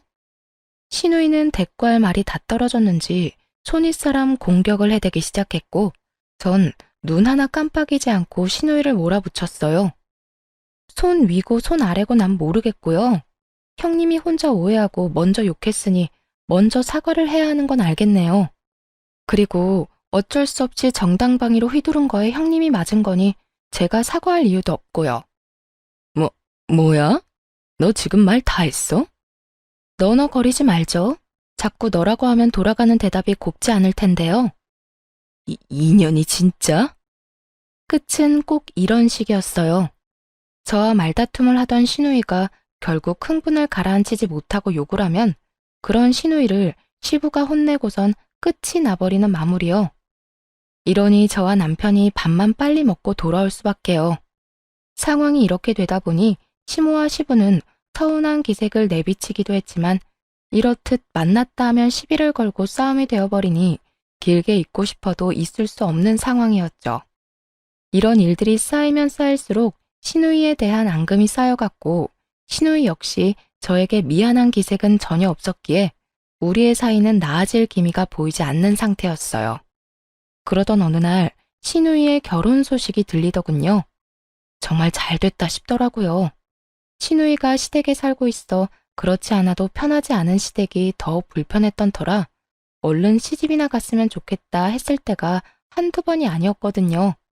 그 대단한 성격 맞추고 살 남자가 내심 불쌍하긴 했지만 저에겐 여러모로 좋은 일임은 확실했습니다. 누나 결혼 소식 들었지? 그렇지 않아도 어머님이 형님 곧 상견례를 한다고 하시더라고. 어떤 남자래? 도대체 언제 만난 거래? 나도 자세히는 몰라. 조만간 집으로 부른다니까 그때 자세히 말해주겠지. 확실한 건 남자가 능력이 좋다고 하더라. 누나 입이 귀에 걸렸다니까. 부디 결혼하는 그날까지 그 남자랑 잘 지내서 얼른 시집이나 갔으면 좋겠다. 남편 역시 저와 생각이 같아 보였고 저와 남편은 하루빨리 시누이가 시집 갈 날을 손꼽아 기다렸습니다. 그렇게 상견례를 앞둔 어느 날 시댁에서 오라며 연락이 왔더군요. 이때까지만 해도 남편이 확실하게 시댁 편, 시누이 편을 들지 않아 이혼까지는 마음먹은 적이 없었는데 시댁에 방문하는 그날 전 상상조차도 해본 적 없던 이혼을 마음먹게 되었죠. 그날 남편과 전 시댁으로 가게 되었고 시댁에 가니 시모와 함께 곧 결혼할 신우가 있더라고요. 두 사람은 저희가 자리에 앉자마자 마치 돈을 맡겨놓은 사람처럼 대놓고 요구하기 시작하더군요. 예, 너희 돈 좀 있지? 너희 애도 없으니 돈 들어갈 때도 크게 없었을 테고 이때껏 모아둔 돈 좀 있을 거 아니냐? 갑자기 웬 돈 타령인가 싶더군요. 하지만 그것도 잠시 단 한 번도 본 적 없는 시누이의 순하고 기대에 가득 찬 눈빛을 보는데 딱 알겠더라고요. 우리 돈으로 시집을 보내려고 하는구나 하고요. 재빠르게 시모와 시누이의 의중을 눈치챈 제가 무어라 대답하려는 찰나 눈치 없는 남편놈이 술술 묻는 대로 다 대답하고 있더군요. 뭐 조금 있긴 하지. 아무래도 아기 낳게 되면 집도 옮기고 해야 하니까 부지런히 모았어. 근데 그건 왜? 남편의 말에 시무는 눈을 반짝이더니 숨도 쉬지 않고 이렇게 말했습니다. 그래? 그러면 그 돈 좀 내놓거라. 너희는 다시 모으면 되지 않니? 네 누나 이번에 결혼하는데 모은 돈이 얼마 없어. 우리도 도와줄 형편은 안 되는 거 너도 잘 알 테고. 좋은 남자 생겼을 때 얼른 시집 보내야 할 거 아니니? 그러니까 그 돈 좀 네 누나 주거라. 빌려주라고 해도 안 된다고 할 판국에 그냥 주라고 하더군요. 그 자리에서 안 된다고 딱 잘라 말해야 할 남편은 그걸 또 고민하고 있었고요. 전 이대로는 도저히 안 되겠다고 생각했고 남편이 또 무어라 입을 떼기 전에 제가 먼저 나섰습니다. 어머님, 그건 좀 힘들 것 같아요. 저희 전세 만기도 다 되어가고 이제 나이도 있어서 임신 계획도 해야 하는데 형님께 덜컥 다 드리고 나면 저흰 어쩌라고요. 너흰 두 사람이 버니까 그 정도는 금방 또 모으면 되지 않니? 아기야 좀 더 있다가 낳아도 되는 거고. 그렇게 따지면 형님네도 두 사람이 벌 건데 결혼은 좀 부족하게 하고 살면서 살 건 사고 집도 넓혀나가면 되잖아요. 어찌되었든 저흰 못 드려요. 너 진짜 이렇게 나올 거니? 그까짓 돈 얼마나 된다고? 그리고 그게 다 네 돈이니? 내 아들 돈도 있을 거 아니야. 내 아들도 가만히 있는데 왜 네가 나서서 된다 만다야? 그래, 옳게. 내가 시집가서 잘 풀리고 나서 후회하지 말고 이럴 때 좀 돕고 살아. 정 안 되면 내 동생이 모은 돈이라도 내놔. 나머진 뭐, 너 대출 되지? 대출 받아서 좀 줘. 그 집에서 워낙 바라는 게 많아서 내가 받은 대출론 어림도 없어. 사업하는 집안인데 재산이 어마어마하다니까. 나 이번 기회 놓치면 정말 다른 사람 못 만날지도 몰라. 그러니까 올케가 안 된다고 하면 네가 대출을 받아서라도 이 누나 좀 도와. 도대체 어느 집안에 시집 가길래 이 난리를 부리나 했더니 꽤 크게 사업하는 집안이라고 하더군요. 신우이의 말을 듣더니 남편 역시 홀라당 넘어갔는지 아니란 말은커녕 고개를 끄덕이고 있었고요. 그 모습을 보는데 그 자리에 더 있다간 정말 화병으로 제 명대로 살 수는 없을 것 같아 먼저 집으로 돌아와 버렸습니다. 집으로 돌아와 혼자 화를 사귀고 있으니 남편놈 역시 돌아오더라고요. 그리고 남편의 입에서 나오는 말들은 그 한마디 한마디가 모두 가관이었어요. 여보, 그냥 좀 도와주면 안 돼? 다른 것도 아닌 결혼 때문에 그런 거잖아. 엄마 말대로 우리 아기야 좀 더 미루면 되는 거고. 집이야 연장하면 되는 거잖아. 당장 필요도 없는 돈 가지고 있어봤자 뭐해. 그냥 우리 누나 좀 도와주자. 당신은 그걸 말이라고 해? 나보고 다른 사람도 아닌 형님을 도와주자고? 내가 왜 형님이랑 내 사이 몰라서 그래? 그리고 아까 형님 태도 못 봤어? 미안하다거나 고맙다는 기색 하나 없이 뻔뻔하게 내놓으라고 하는 거. 그런 사람이 잘 됐다고 한들 그 돈을 돌려줄 것 같아? 아니야. 당신이 우리 누나에 대해 오해하고 있는 것 같은데 우리 누나 그런 사람 아니야. 그러니까 이번엔 내 뜻대로 좀 해줘. 당신이랑 누나 사이 안 좋은 거 아는데 그래도 다른 것도 아닌 노처녀 누나 시집은 보내야 할 거 아니야. 난 싫어. 절대 싫으니까 당신이 대출을 받아서 주든 알아서 해. 단, 당신이 당신 누나 도와주는 만큼 나도 우리 집 도울 거니까 그건 알고 도와주도록 해. 뭐라고? 처가에 당신 도울 일이 뭐 있다고? 뭘 그런 걱정을 해? 우리 아빠 15년 된 차 아직도 끌고 다니는 거 알지? 임신도 미루자는 상황에 가지고 있어봤자 필요도 없는 돈 아빠 차나 바꿔주지 뭐. 혹시나 오래된 차 끌고 다니다가 사고라도 날까 봐서 걱정이었는데 잘 됐네. 야, 너 지금 그걸 말이라고 해? 아니다. 됐다 됐어. 그래, 이렇게까지 된 거 넌 너 알아서 해. 난 대출 받아서라도 누나 시집 보낼 테니까. 그렇게 남편과 저는 걷잡을 수 없이 사이가 멀어지게 되었고 저 역시 남편에게 큰 실망을 하게 되었죠. 돈도 돈이었지만 그 뒤에 이어진 남편의 행동이 정말 실망스러웠습니다. 저에게 돈독이 올라도 제대로 올랐다, 이기적이다 등 막말을 하는 것도 모자라 저를 어깨로 살짝 밀치고 지나가는 일도 생겨났어요. 남편의 그런 모습을 처음 본 저는 충격이 컸습니다. 점점 더 저는 오만정이 떨어지고 있었고 시댁과 남편도 마찬가지였는데 상견례 날이 와도 저에게 연락 한 통이 없더라고요. 저 역시 굳이 참석하고 싶은 마음도 없었기에 묻지 않았고 그날 저녁 술에 취한 남편이 집으로 들어오더군요. 야, 너 이제 큰일 났다. 내가 무슨 큰일이나. 오늘 상견례 했는 건 알지? 우리 예빈 매형 엄청 부자다. 집안 자체가 부자야. 우리 누나가 그 집에 시집만 가면 넌 이제 끝이야. 그깟 몇 푼 아끼다가 더 큰 기회를 놓친 거라고. 우리 누나가 잘 되면 너한텐 한 푼도 안 준다고 했어. 이제 어쩌냐? 난 당신 누나 도움이나 돈 필요 없거든? 그러니까 당신 돈이나 제대로 돌려받아. 괜히 나한테까지 불똥 튀게 하지 말고. 그럴 일 없거든. 그리고 나 너랑 같이 안 살 거야. 우리 누나 잘 돼서 나한테 다 해주면 내가 왜 너 같은 여자랑 사냐? 너한테 정 완전 다 떨어졌다고. 시중 진담이라고 하나요? 남편 놈은 만취 상태로 저에게 더러운 속내를 뱉어내기 시작하더군요.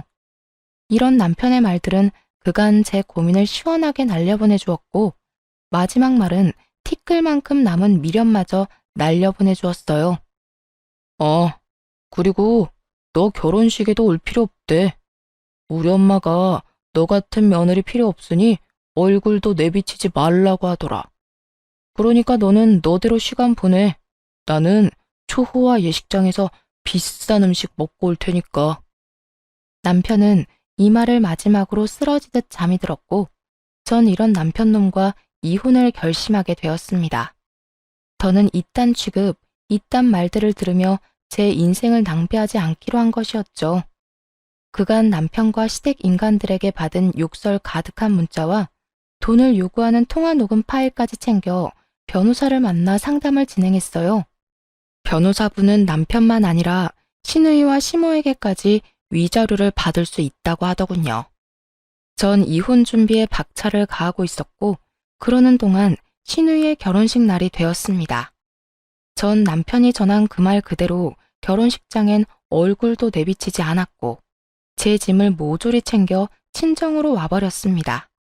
친정에 미리 말을 해뒀던 터라 제가 친정에 들어서니 부모님도 많이 속상하실 텐데 오히려 저에게 잘했다며 위로해 주더라고요. 딸, 어서 와. 그동안 마음고생 많이 했지? 고생했어. 수고했어. 엄마, 죄송해요. 내가 잘 살았어야 했는데 이런 꼴이나 보이고. 이런 꼴이 뭐 어때서? 맞지도 않는 사람이랑 마음고생하면서 사는 게 잘 사는 건 아니야. 아니다 싶을 땐 강단 있게 결정을 내리고 더 나은 길로 나아가는 게 정말 잘 사는 거라고. 그러니까 우리한테 그런 말 할 필요도 없고 그런 생각할 필요도 없어. 앞으로 네 인생 어떻게 하면 더 행복할지 그 생각만 하고 살자. 친정 부모님은 저를 보듬어주며 위로해 주셨고 그 덕에 전 오랜만에 따뜻한 보살핌을 받으며 쉬고 있었어요. 달콤하던 휴식도 잠시. 신우이의 결혼식이 끝날 때가 되니 시모에게서 득달같이 전화가 오기 시작하더군요. 너 진짜 이럴 거야? 아무리 오란 말이 없었어도 그렇지. 정말 식장에도 안 나타나면 어쩌자는 거야? 사연엔 쓰지 못했지만 시모의 말 중 절반 이상은 차마 입에 담지도 못할 욕들이었고 전 이것조차도 녹음을 하고 있는 상태였죠. 저 같은 며느리녀는 식장에 얼굴도 내비치지 말라고 했다면서요. 그래서 안 간 것뿐인데요. 그건 화가 많이 났으니까 그렇지. 그렇다고 정말 안 오면 어쩌자는 거니? 사돈집에서 우리 집을 뭐라고 생각했을 거야? 내가 어찌나 민망한지. 너 당장 지금이라도 여기 오거라. 와서 몸이 아파서 병원 다녀왔다고 변명이라도 하란 말이야. 제가 왜요? 저 이제 그 집 가족 안 할 건데 굳이 그렇게 해야 할까요? 뭐야? 너 지금 이혼이라도 하겠다는 말이니? 너 설마 우리가 돈 좀 달라고 한 것 때문에 그러니? 결국 네 돈은 한 푼도 안 썼지 않니? 그리고 뭐 그까짓 일로 이혼까지 한다고 이 난리니? 자신들이 한 짓거리는 생각도 안 하고 제 입에서 이혼이란 뉘앙스의 말이 나오자 그저 황당하다는 반응이더군요. 그리고 자신들이 한 짓거리들이 이혼 사유가 되고 남는다는 사실조차 알지 못하는 모습을 보며 역시 지금이라도 이혼을 결심하길 잘했다 싶었어요. 이까짓 일이 아니고 엄청 큰일이에요. 남편은 제가 끝까지 안 된다고 했는데도 끝내 대출까지 받아서 형님 결혼 자금으로 주지를 않나. 시댁 식구들은 하루가 멀다고 연락이 와서 욕설에 폭언까지 하질 않나. 어머님 말대로 이런 것들이 별거 아닌 일이면 도대체 어떤 이유로 이혼을 해야 하는 걸까요? 둘 중 하나가 죽어 나가야 이혼을 할 수 있는 건가요? 넌 무슨 말을 그렇게까지 극단적으로 하니? 적어도 우리가 너한테 한 걸론 이혼할 사유도 안 된다는 말이다. 일단 와서 이야기해. 얼른 와서 얼굴이라도 비치란 말이야. 우리가 너 갑자기 배탈이 나서 급하게 병원에 갔다고 해놨으니까 와서 얼굴이라도 내보이란 말이야. 도무지 시모는 제 말의 뜻을 알아듣지 못하고 있더군요. 아니, 아예 제 말을 제대로 듣고 있지도 않은 듯 했어요. 그래서 전 더 단호하게 시모에게 말했습니다. 하고 싶은 말만 계속하지 말고 제 말도 좀 들으세요. 저 이혼할 거라고 했잖아요. 이혼할 사람이 왜 거기에 가겠어요? 겁주려고 하는 말이 아니라 정말 이혼하겠다고? 네가? 내 아들이랑? 네, 이혼하려고요. 그쪽 아들이 누나 시집만 가면 저랑 이혼할 거라고 그러더라고요. 그래서 제가 이혼 준비 다 끝내놨어요. 그러니까 말 좀 전해줄래요? 이혼 준비 다 해놨으니까 도장만 찍으면 된다고요. 아, 그리고 아줌마랑 아줌마 딸한테 소장 하나 갈 거예요. 그런 줄 알고 결혼식 마무리 잘하세요. 저는 전화를 끊자마자 휴대전화의 전원을 꺼버렸고 제가 연락이 되지 않자 친정 부모님에게까지 연락이 오며 난리가 났지만 모든 전화를 받지 않았습니다. 그 어떤 방법으로도 연락이 되지 않자 남편은 친정으로 찾아와선 저를 붙잡고 이혼이 무슨 말이냐며 닥달하기 시작하더군요. 여보, 왜 전화를 안 받아? 그리고 이혼? 이혼은 무슨 이혼이야? 요즘 우리 사이 안 좋은 걸로 당신이 많이 섭섭했다는 걸 잘 알겠어. 그리고 내가 술에 취해서 한 말로 당신이 상처받았다는 것도 잘 알겠고. 그런데 그건 다 취해서 그냥 한 말이란 거 당신도 잘 알잖아. 실수야, 실수. 그깟 실수 한 번 때문에 우리가 이혼을 한다고? 그건 절대 안 되지. 그리고 우리 누나 오늘 결혼했는데 우리가 이혼하면 어떻게 해? 사돈집에서 우리 집을 뭐라고 생각하겠냐고. 이 인간이 그러면 그렇지 싶더라고요. 남편 놈은 저에게 미련이 남아 저를 설득하고자 온 것이 아닌 부유한 사돈집에 혹시나 자신의 이혼으로 인해 책이라도 잡히면 어쩌나 하는 마음으로 저를 설득하러 온 것이더군요. 그런 남편을 보는데 어쩌다 이렇게까지 변했을까 싶더라고요. 처음 내가 사랑했던 남자는 이렇게 쓰레기는 아니었는데 말입니다. 남편은 제 어깨를 잡고 흔들며 언성을 높이기 시작했고, 전 그런 남편의 손을 거칠게 뿌리치며 이렇게 말했어요. 이거 놓고 말해. 실수? 웃기고 있네. 당신이 평소에 그런 생각을 하고 그런 계획들을 은연중에 세우고 있었으니까 그런 말이 술술 나오는 거 아니겠어? 그리고 당신 누나한테 퇴직금까지 다 줬지. 나한테 말 한마디도 없이 대출금부터 해서 퇴직금까지 형님한테 준 것만 해도 이혼 사유는 충분해. 거기에다 당신 나한테 막말하는 건 기본이고 여기저기 미는 거, 그것도 이혼 사유라고. 난 더는 참고 살지 않을 거니까 그런 줄 알고 이혼할 준비나 해. 돈은 당신한테도 말은 했었잖아. 당신이 반대하긴 했었지만, 그리고 막말은 화가 나면 그럴 수도 있는 거지. 또 내가 당신 살짝 민 거, 그걸 어떻게 쳤다고 말할 수가 있어. 그건 그냥 말 그대로 살짝 민 거지. 살짝 밀어? 웃기고 있네. 너는 삿대질로 사람 밀어대니? 그게 얼마나 사람 비참하게 만드는지 네가 알아? 그 순간이었어요. 이때껏 저희의 대화를 그저 듣고만 계시던 아빠와 엄마가 자리에 벌떡 일어나더니 부산스럽게 움직이기 시작하시더라고요. 너 감히 내 딸을? 그간의 일을 전부 알아버린 아빠가 머리 끝까지 화가 나 남편을 향해 다가오더군요. 장인어른, 그게 아니고요.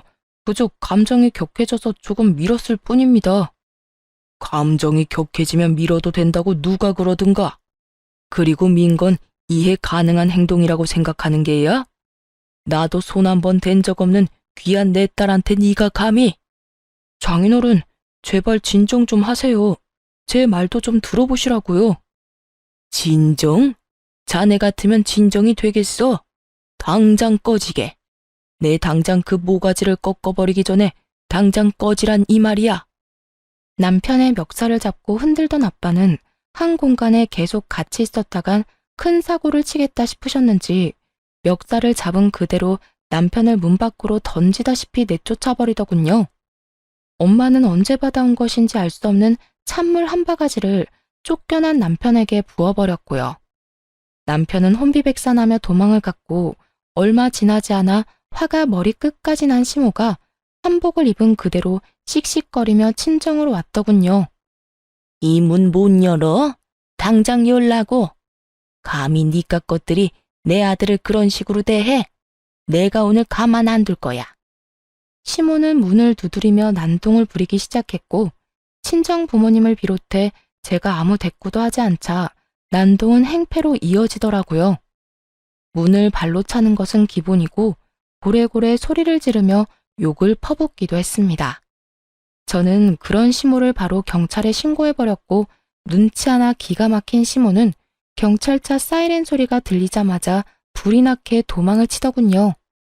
그 모든 광경을 인터폰으로 보며 얼마나 웃었나 모릅니다. 상상이나 되세요?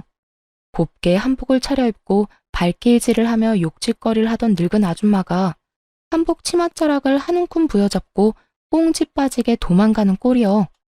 그 후론 시댁 것들이 찾아오면 저는 무조건 신고를 해버렸고 몇 번 찾아온다 싶더니 더는 찾아오지 않더라고요. 그 뒤론 이혼 소송이 진행되었고 저는 시모와 시누이에게도 소장을 보냈습니다.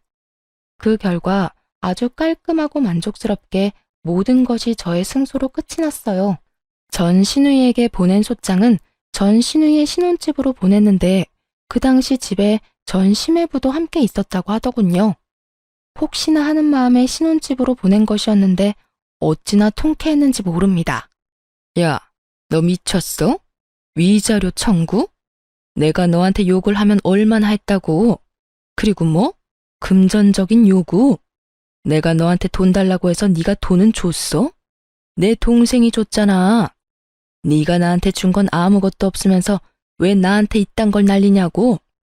너 때문에 내가 지금 얼마나 곤란한 줄 알기나 해? 네가 보낸 소장 내 남편도 다 보는 바람에 나 지금 이혼당하게 생겼다고. 내가 어떻게 한 결혼인데 어떻게 책임질 거야? 왜 개념 밥 말아먹은 것들은 자기 잘못은 생각지도 않고 왜 애꿎은 사람한테 책임 전가를 하려고 하는지 모르겠더라고요. 전 그런 신우이에게 이렇게 말해주었어요. 야, 한글 읽을 줄 몰라? 소장 좀 천천히 잘 읽어봐. 거기에 네가 잘못한 거라고 버젓이 쓰여 있는데 왜 애꿎은 나한테 책임지라 말아야? 넌 어차피 내가 아니더라도 이혼했을 거야. 속여먹는 것도 하루 이틀이지. 그 나이 먹도록 돈이 없어서 동생한테 돈 뜯어내서 시집 가는 거 하며 화나면 욕하면서 손부터 나가는 그 성질머리 하며 언제까지 속일 수 있겠어? 더 큰 잘못해서 그 남편한테까지 위자료 주고 이혼하는 것보다 지금 이혼당하는 게 더 좋은 선택이라고 본다. 그러니까 이런저런 소송 잘 준비하고 나한테 전화 좀 하지 마. 뭐 반가운 사이라고 이렇게 전화기 불나게 전화질이야. 이년이 진짜? 너 진짜 가만히 안 둬? 내가 진짜 너 가만히 둘 줄 알아? 내가 너 지구 끝까지 쫓아가서 복수할 거야. 알겠어? 나 지금 통화도 녹음 중인데 괜찮겠어? 내 생각엔 이것까지 추가되면 퍽 곤란해질 텐데. 내가 하늘과 같이 넓은 아량을 베풀어서 이건 없던 걸로 해줄 테니까 좋은 말로 할 때 전화하지 마라. 제 말에 겁이 나긴 했는지 그 뒤론 연락이 오지 않더라고요. 전에 들은 말론 소장을 확인한 전 심해부가 저와 똑같은 말을 했다고 하더군요. 그 나이 먹도록 모은 돈이 그렇게나 없다는 것도 이해가 되지 않지만 더 이해가 되지 않는 것은 없으면 없다고 하면 되는 일인데 왜 동생 돈까지 받아가며 그 불화를 만든 것이 도무지 이해가 되지 않는다고 했다더라고요. 동생 부부는 이혼까지 시켜놓고 자기는 하하호호 웃으며 결혼한 것도 소름이 끼친다는 말까지 했다고 하고요. 전 신우이랑 결혼한다고 하길래 그 나물에 그 밥이겠다고 했는데 전 신우이가 다른 건 몰라도 남자 보는 눈 있었네 싶었어요. 그리도 정신 똑바른 남자를 잠시나마 남편이라 부르며 살았으니까요. 웃긴 건 누나 시집 보내겠다고 대출이란 대출은 다 받은 전 남편은 한순간 빚쟁이가 되었더라고요. 전 신우이 역시 빚쟁이 신세를 벗어날 순 없었어요. 그렇게 시모는 빚쟁이가 되어버린 두 자식을 끼고 살게 된 것이죠. 참 그 인간들에게 너무나도 잘 어울리는 결말 아닌가요? 그 이후 전 여전히 회사 생활을 잘하며 살고 있습니다. 이혼하고 얼마 지나지 않아 전 남편이 회사 앞으로 계속 찾아오는 바람에 이직을 생각했던 적도 있어요. 경찰을 불러도 그때뿐이었고 또다시 찾아오는 짓거리를 반복하길래 어떻게 하나 고민하던 중 직장 동료의 도움을 받게 되었죠. 그날도 퇴근하는데 회사 앞에 남편놈이 저를 기다리고 있더라고요. 다림질도 하지 않는 것인지 다 구겨진 옷을 입고선 말이죠. 여보, 나 또 왔어. 너랑 나랑 이혼했다니까? 그 여보 소리 좀 집어치워. 이제 이혼 도장 인주 마른 지도 한참이고 제발 좀 찾아오지 마. 정말 구속이라도 당해야 정신 차리겠어? 그렇게 냉정하게 굴지 마. 나 정말 후회하고 있다니까. 지금 내 꼴 보이지?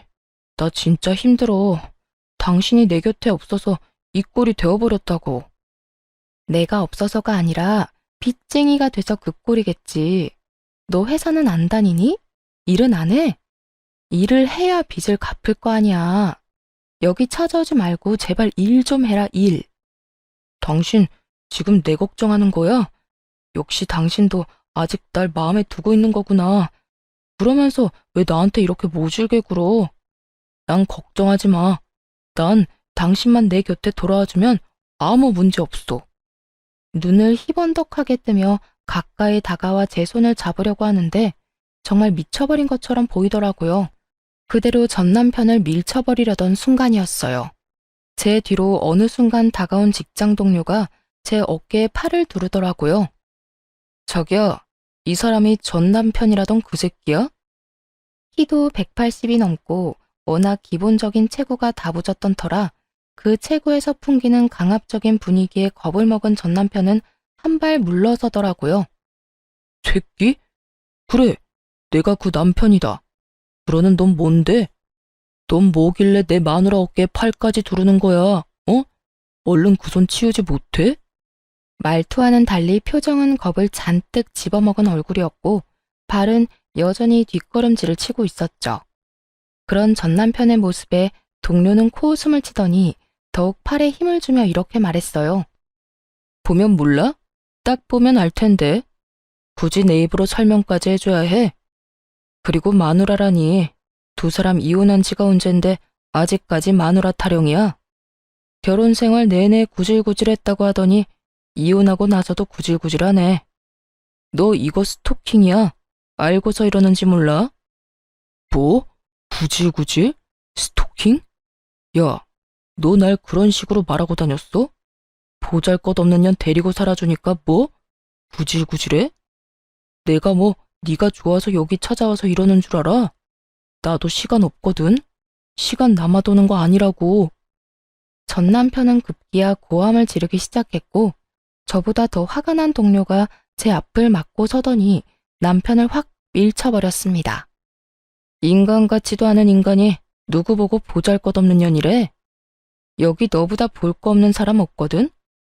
아무리 시간 없어도 거울은 보고 좀 다니고 그렇게 시간 없으면 앞으로는 찾아오지도 말고 한 번만 더 내 눈에 네 머리카락 한 올이라도 보이는 날엔 두 발로 걸어다니는 마지막 날로 만들어줄 테니까 그런 줄 알고 꺼져. 힘에서 밀려 바닥에 고꾸라진 전 남편은 그제야 정신을 차린 듯 허겁지겁 일어나 도망을 가더군요. 끝까지 입만 살아서 쉼없이 말도 안 되는 소리를 짓거려댔어요. 내가 너희 두 사람 가만두지 않을 거야.